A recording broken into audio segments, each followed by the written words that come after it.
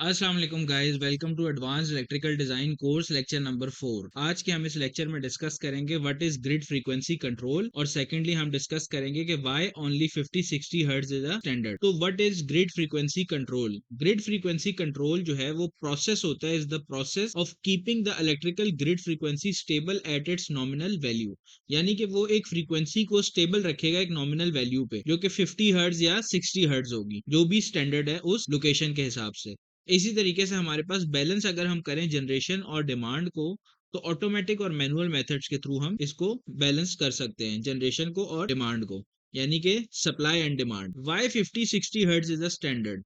तो हमारे पास यहाँ पर अगर आप देखें, तो अगर हम फ्रीक्वेंसी को लो कर दें, तो फ्रीक्वेंसी को अगर हम लो करें तो हमारे पास इस तरीके से ये जो है ब्लिंकिंग होना स्टार्ट हो जाएगी, एलईडी की। डेंजरस चीज है, तो इसको हमने इस चीज को अवॉइड करना है। तो इसको अवॉइड करने के लिए हमारे पास क्या है कि हम 50 हर्ट्ज या 60 हर्ट्ज की फ्रीक्वेंसी को अडॉप्ट करते हैं, ताकि हमारे पास जो है 50-60 हर्ट्ज की फ्रीक्वेंसी के हिसाब से जो है हमारे पास ये चलती रहे LED. Why 50-60 hertz is a standard? Blame the early generators. The first AC power systems were built in the late 1800s using rotating generators. The frequency depended on how fast the generator could safely spin and how many magnetic poles it had.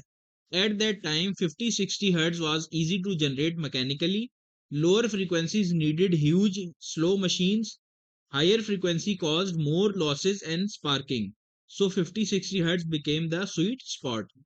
अब next, अब हम discuss करेंगे power transmission system को।